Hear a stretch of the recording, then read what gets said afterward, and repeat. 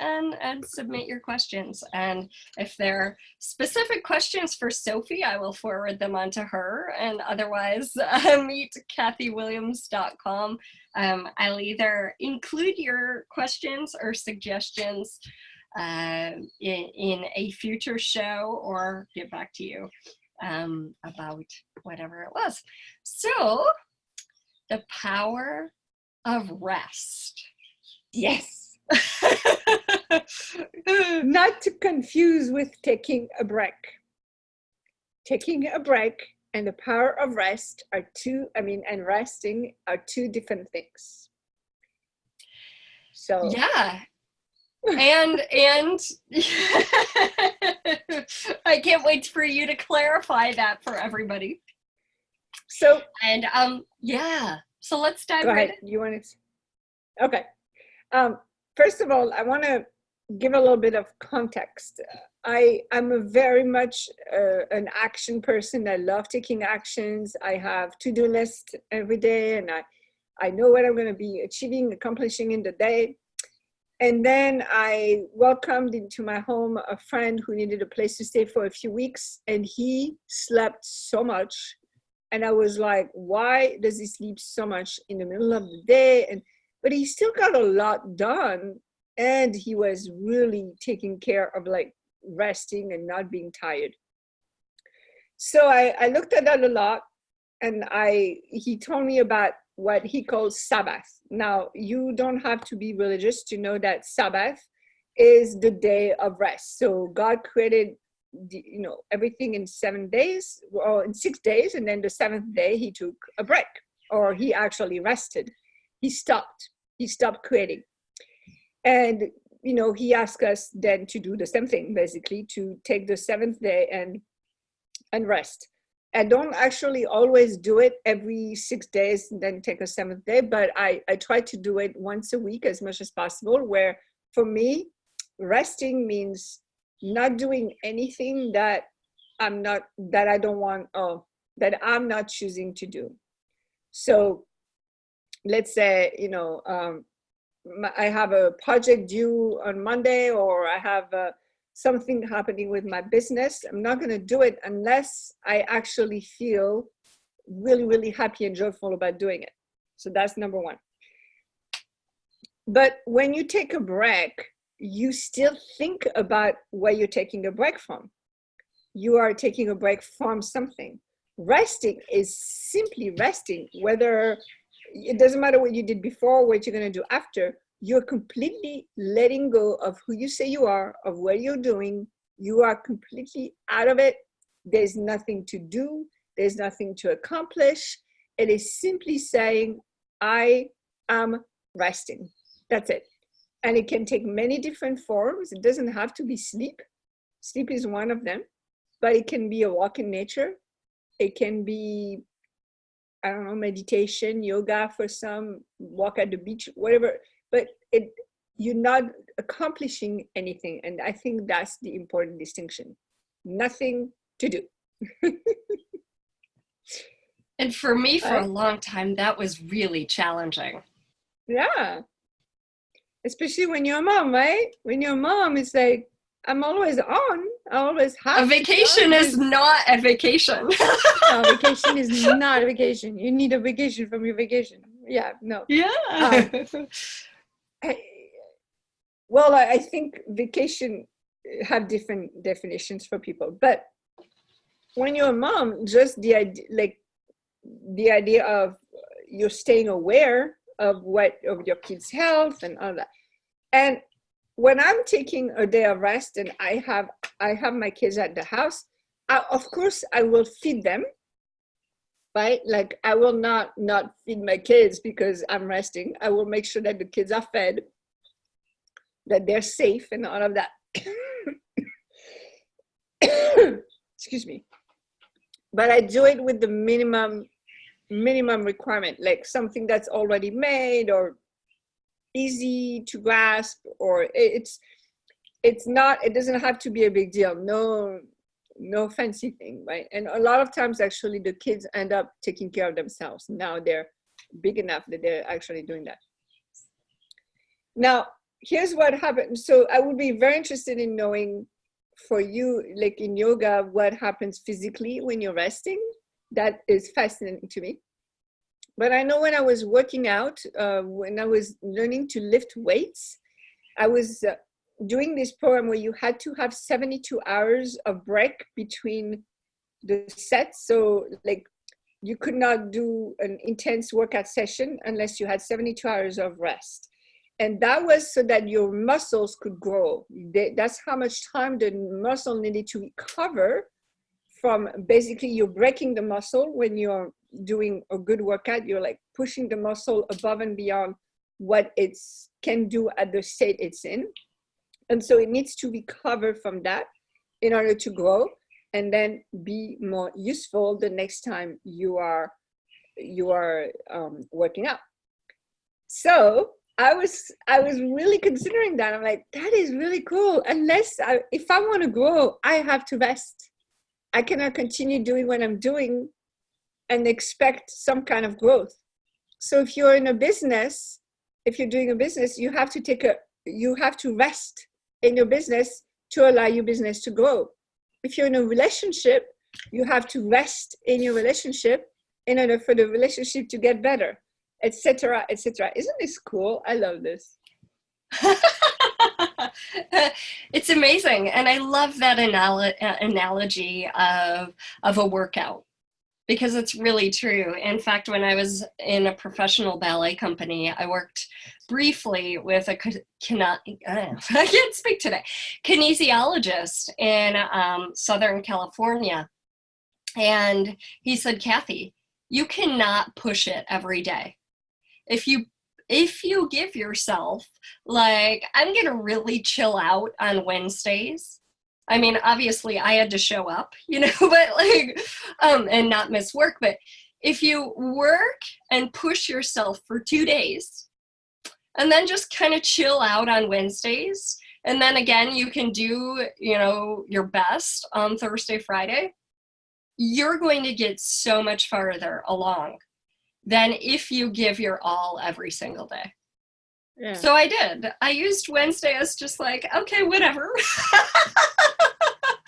And the way I was able to function just was propelled forward, and my body felt better because I was not giving 100% every day and working to the max.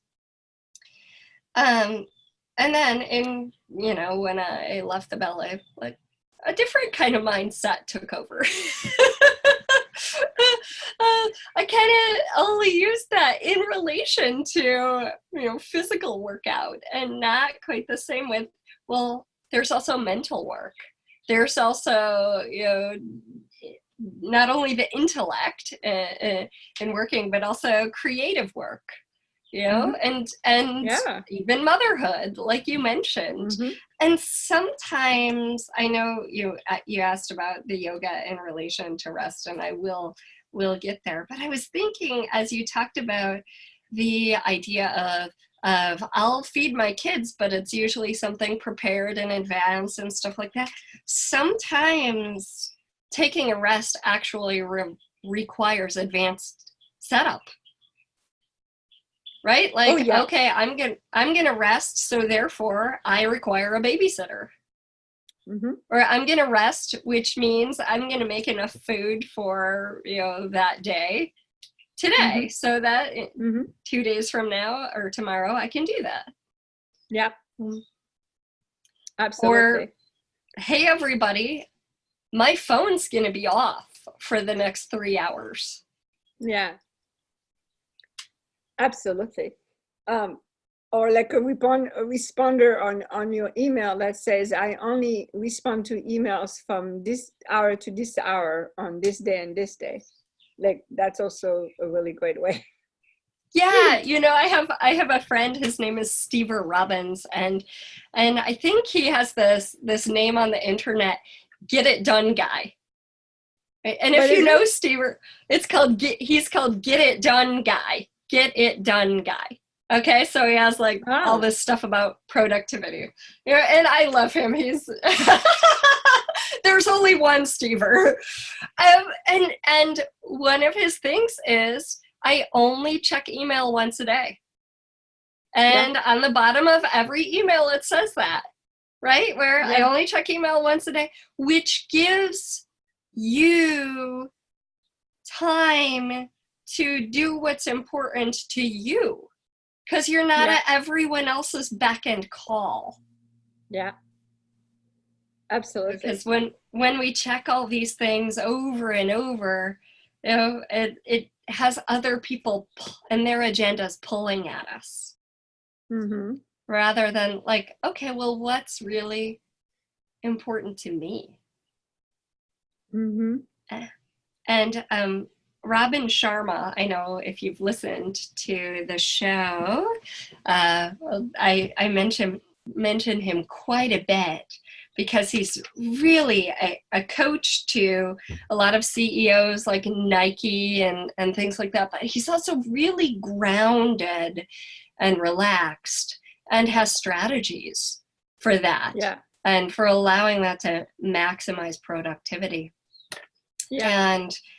And he talks about the fact that when you are able to disconnect from technology for a period of time, it relaxes the brain. And he doesn't talk so much about like beta brain waves or alpha theta state, although sometimes.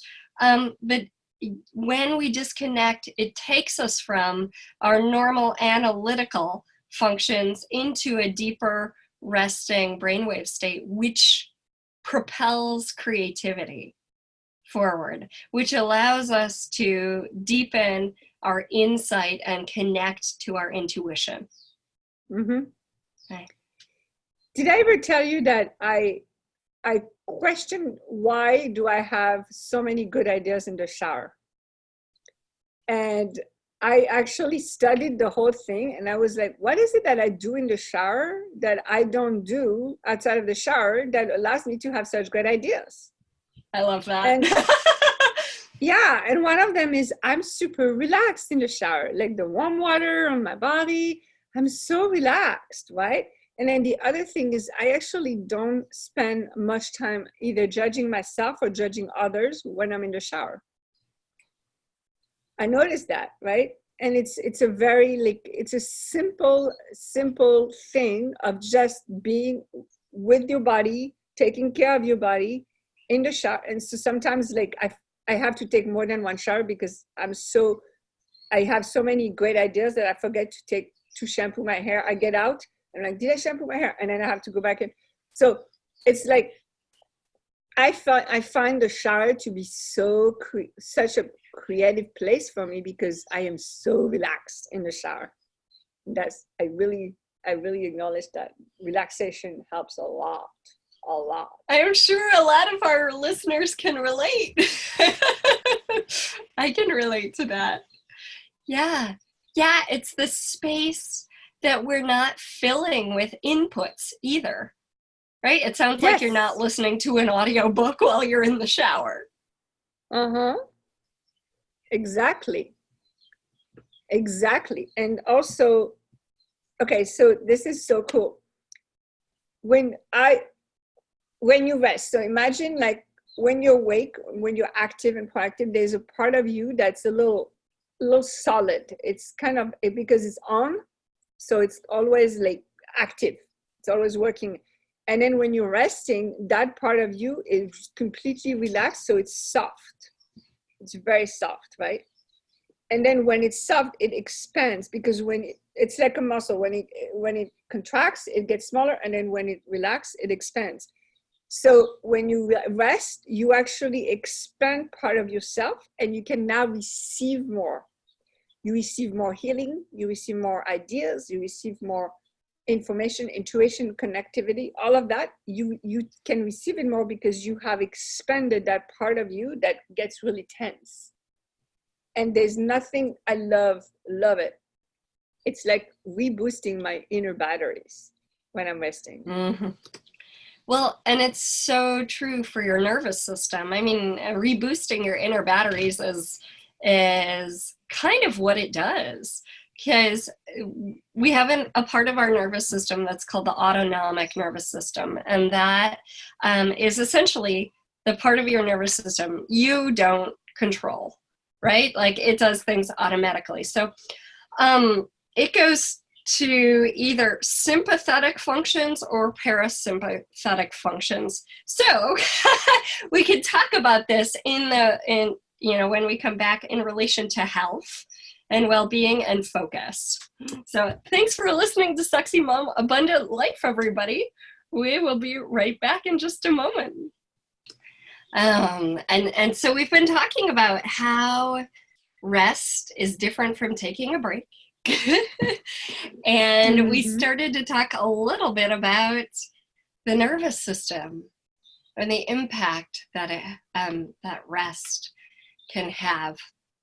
So we have these two parts of the autonomic nervous system called the sympathetic and the parasympathetic response. And they are like if a tiger escapes from the zoo and you come across it, like your body is going to activate to run, right? Or fight it, or freeze to hide. Okay, so essentially, you've probably heard of this: fight, flight, or freeze. That's the response of the sympathetic nervous system. It activates you. Okay, so it also activates you maybe when you're in traffic and you're running late, when you're gonna go on stage, like all these different scenarios where you get a little bit of adrenaline going. You're activated. All right. Well, the opposite of that is the parasympathetic response. The parasympathetic response is considered like rest and digest. When you come across a tiger, your body's priority is not to digest your lunch. It's going to divert all the blood from that plate, from all those organs, to your legs and your arms so you can run or you can hit something. Okay? So here's the problem. We have, I forget the number. Some ridiculous number of instances of stress.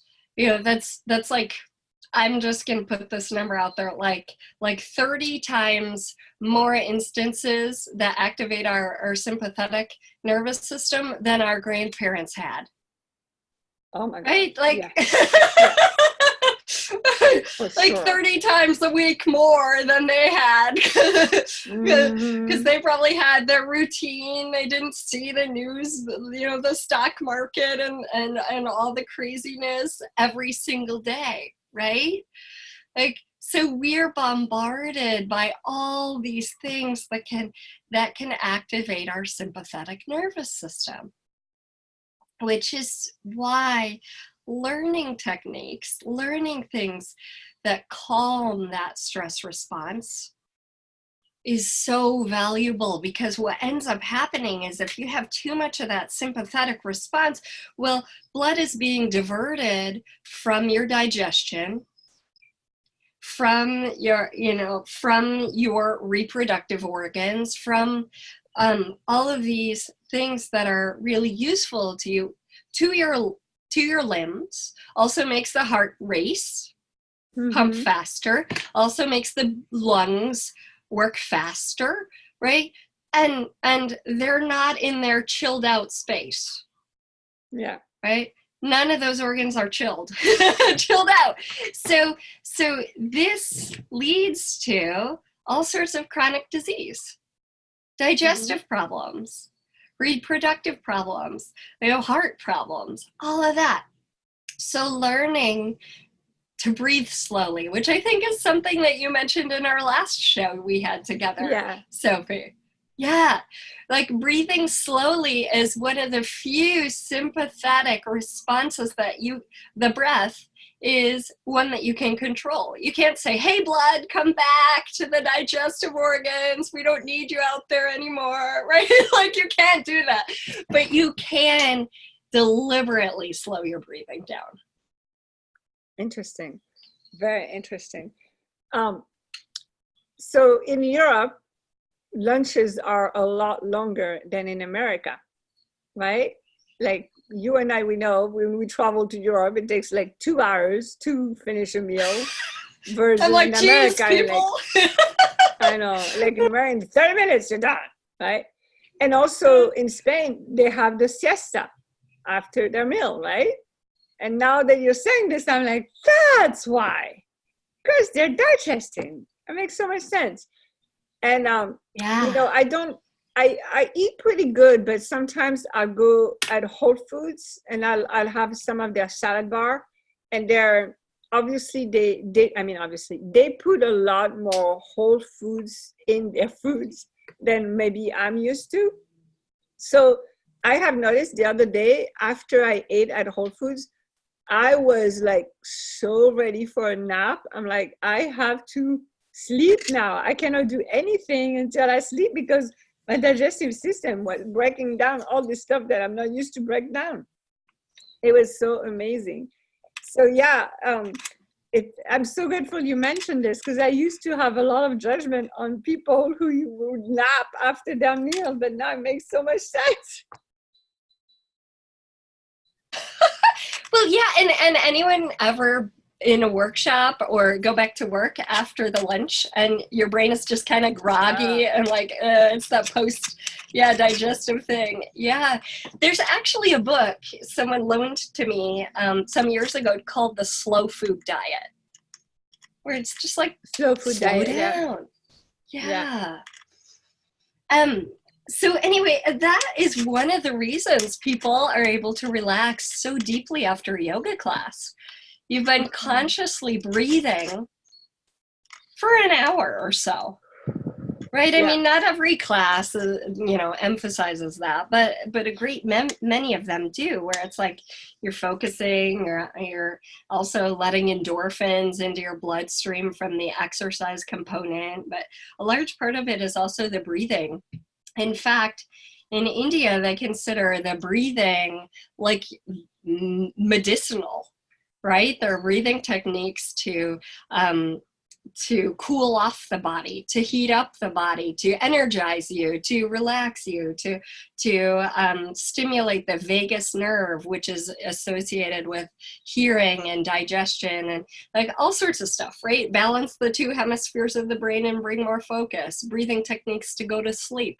Like it's really incredible. And the fact that we don't emphasize that so much in American yoga is fascinating to me.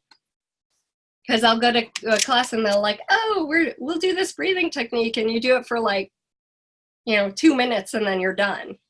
Whereas the power is in doing it for like 5 or 10 minutes, But yeah, so that has such a calming effect, just bringing the blood back not only to your digestive organs, but also away from the limbic brain, which is kind of our reptilian brain, right? That's why it's called limbic. To the frontal lobe, where you can actually like think clearly. And yeah, you're doing this too. So I told a story last summer, what year was it? 2018, about seeing this guy hit by a car. Circumstances just aligned. So I watched this guy like literally fly up in the air after he was hit and land on the sidewalk. And he was clearly traumatized. So I went over and I was doing some energetic stuff, but I also put my hand across his forehead, just the palm of my hand over one of his eyebrows and then the fingers over the other eyebrow, so straight across his forehead, which is another amazing technique for bringing the blood back from your limbic brain, your stressed out, freak out state, into the frontal lobe. And really powerful for trauma, and really powerful actually if you have a trauma even that happened like years ago that still stresses you when you think about it. If you just put it your hand across there and then think about that trauma for like 4 or 5 minutes, usually the whole thing kind of dissolves and the emotional charge leaves. So just a handy little thing to stick in your pocket. Yeah. I love it I've too. actually used it recently. I was like, Good. Okay. So I have a friend who is very, very successful in his business. His name is Tom Bilyeu. Some of you may know him. And he actually is well known for, he goes to sleep at 9 p.m. and he does not set an alarm. And he lets his body wake up naturally. And I think in average, he wakes up around 5 a.m. And he does that because he knows the power of rest for his brain. And for him, like a lot of what he does is about peak performance and how to make sure that he is working at maximum capacity for his brain, which actually I think is really interesting. Kathy, you're gone. I can't see you. So it really impressed me when I heard him talk about this, because this is somebody who will tell you to work hard, be the last one in the office, be the, do extra set at the gym and all that. I'm exhausted just listening to him. And then he talks about his sleeping pattern. And I'm like, oh, he actually does rest. He does very intense days of work and he pushes himself in every area. And then boom, he like completely, which is really hard. Like we've known each other for a long time, but I have not seen him in years because his schedule is so packed because of that priority, right? So it's fascinating to me how the people that are doing really well today in the world, they already apply this. And if you think that those people, they sleep 4, 5, 6 hours a day, no, I'm telling you, you may want to go check that out because they actually sleep a lot more than you think. It's very interesting. That's really fascinating, and it's cool that you know that because the image he projects is not that. Not that at all. Yeah. That made me think of something I read long ago that Winston Churchill said, and he talked about the fact that when you're working, why work standing if you could work sitting? And why work sitting if you could work lying down? So apparently he did hours of work from bed. Okay, that makes me happy because lately I've been doing a lot more work because I do a lot of handwriting now, and I do a lot more work from my bed than I do from my desk. So that makes me happy to hear that Churchill also thinks that. That's awesome. You're following his lead. I know. Okay, so this is the other thing. I don't work out. Okay, I'm just going to say this. I don't work out, and I tried so hard to work out. I think for the last year and a half, I must have like 3 different gym memberships, trainers, all of it. I had a friend show me some techniques, whatever. And I just can't get myself to stick to it. Now, this has nothing to do with how much I love myself or care for myself. Trust me, I love myself plenty. But it has everything to do with the fact that it's boring to me. Like there's just no joy in that activity. Now, I'm sure that I know that there are some people for whom they love it. It's amazing. It's awesome. And maybe if I stuck with it more than 4 months, 5 months, it would be awesome. But in this 10 seconds right now, it's not fun.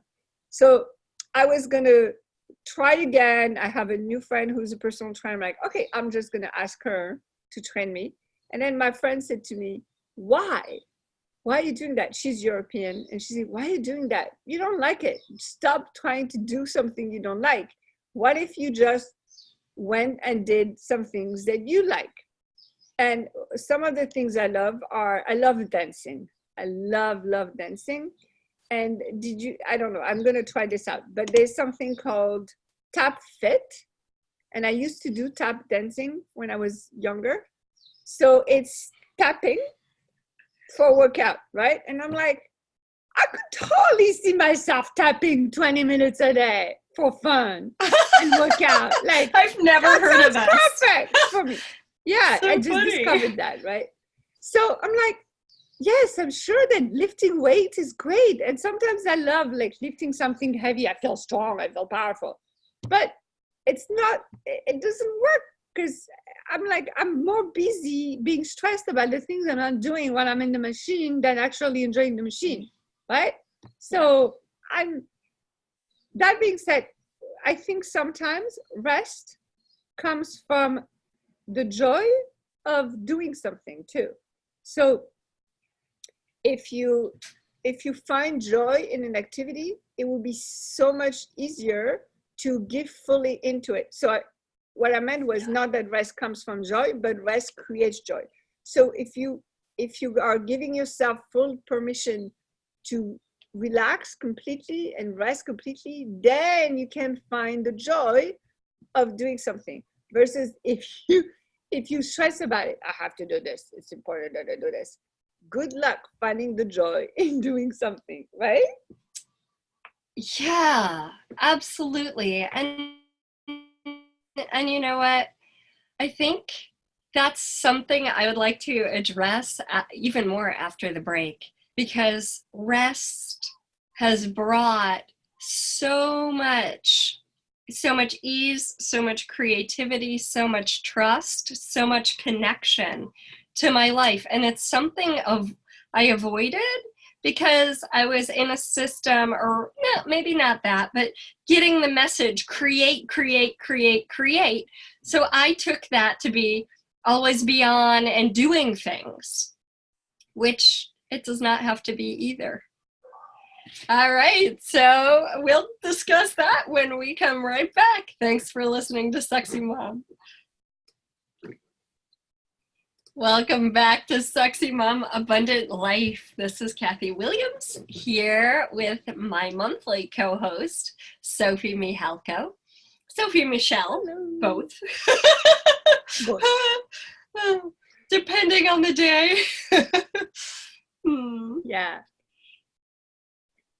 So I wanted to go back to, go ahead. Yeah.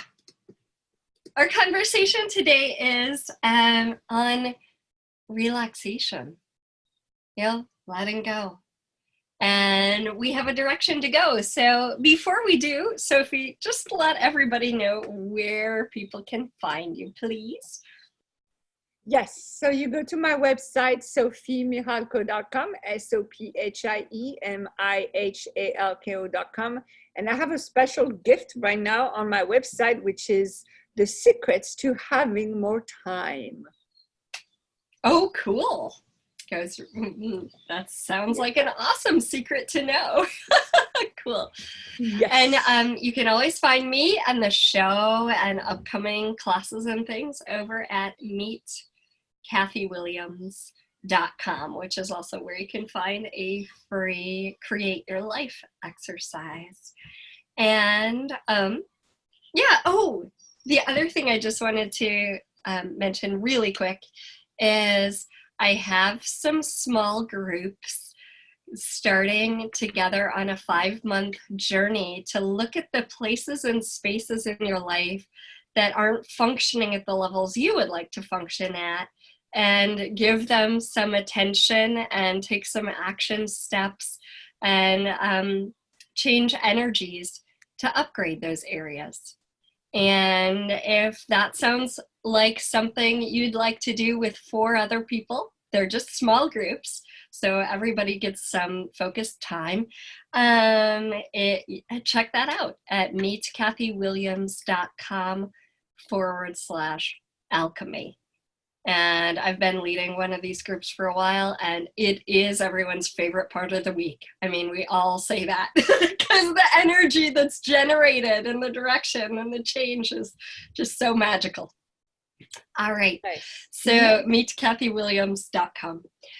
All right. So you have a direction you're going to take us. Yes. So we teased people with the description of the show, saying that that resting was the most productive thing you could do.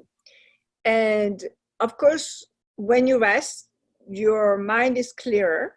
So it's easier to make, to focus on things and things like that. We briefly mentioned, and we can talk again about how it brings more joy, right? So you relax, you are more yourself, then you'll have more joy. And with more joy, most likely, you're going to get to do things faster because you'll be more focused and more excited about doing things.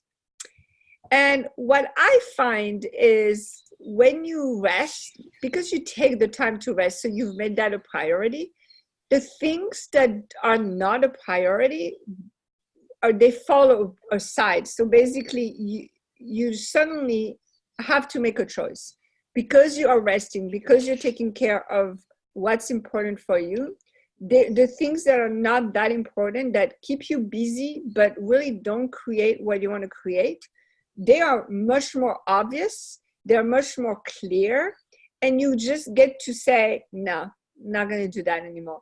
Social media for some of us, TV, or maybe it's like lately I've had a lot of people who wanted to spend one-on-one time with me, but I actually have a lot of social activities on my calendar where they can come and join. So I say, instead of having lunch with you, why don't you come to this thing, which is the topic that you're interested in.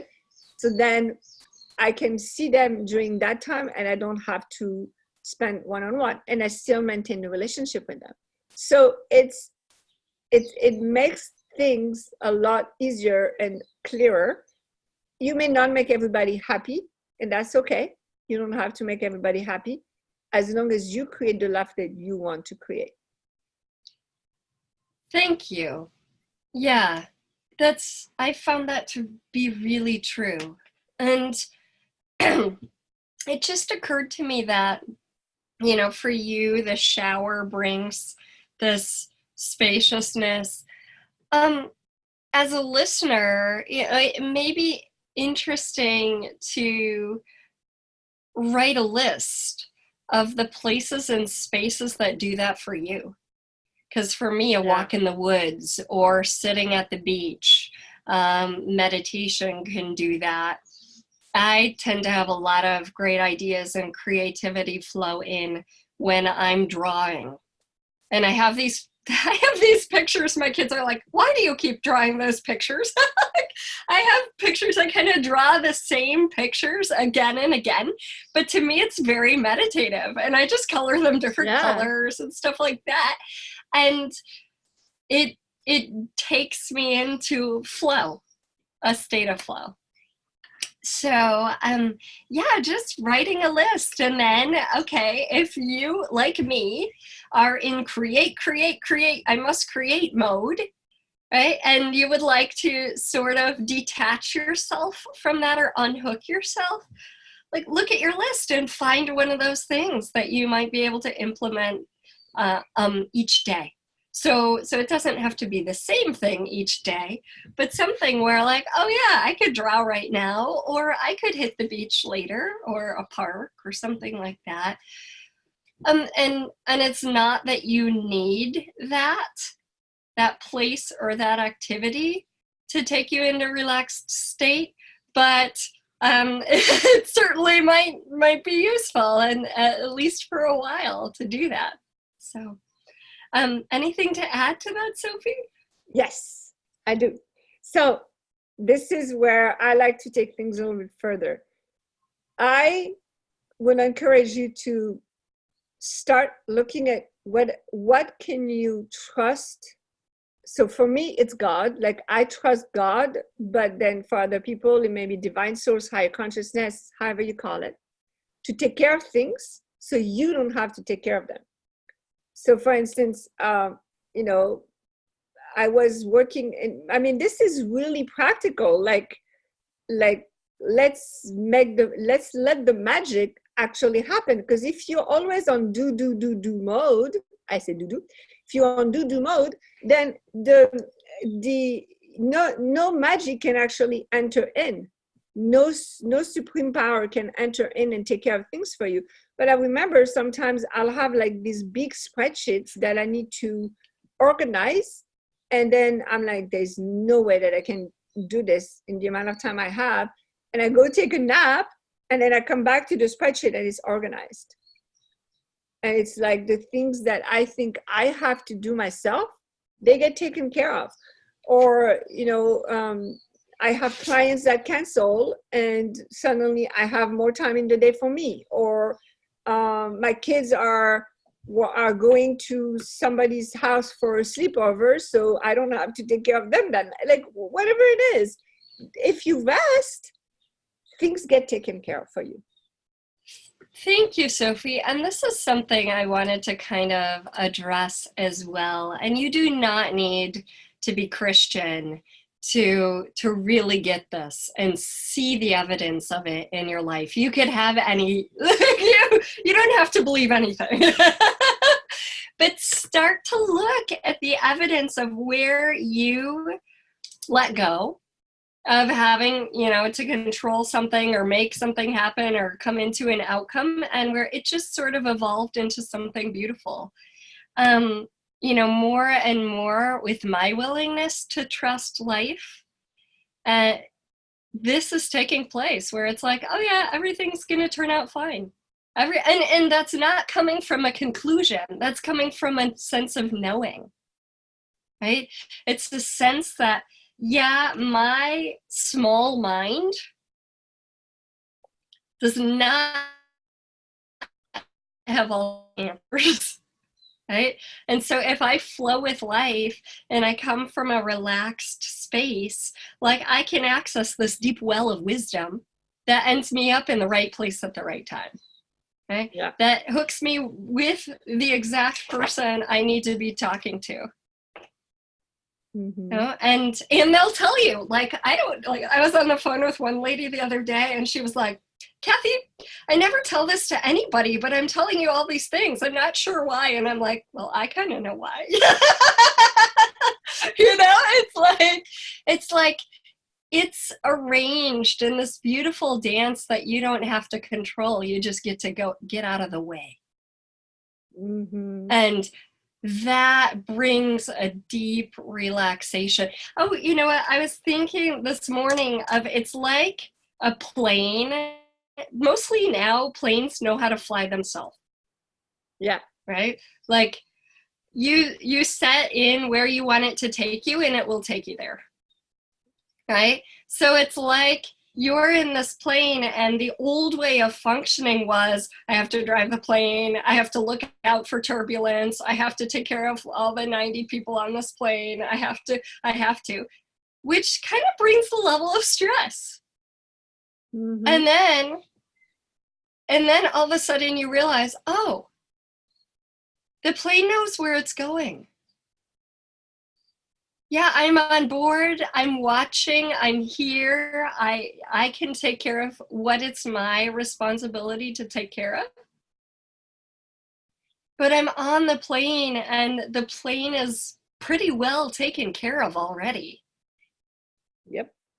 I'm not that person, right? I'm not the person who needs to take care of the 90 people. Yeah. And needs to be vigilant about, how high we are and how low we are and all the turbulence in the clouds and all the things, right? It's just like, yeah I'm enjoying this plane. And there's such a freedom in that. It's like, oh my, why didn't someone tell me? I'm sure someone did, but yeah. It's like you get out of the way of and the more relaxed we are, the more we can tap into whatever wisdom is required in the moment. Oh, yeah. This is really well said. Good job, thank you. I had that idea while I was driving. Oh, it's like a plane that flies itself. That's awesome. Yeah. Totally. I hope that we get people to try resting more often and let us know how it's going for them. I'd love to know.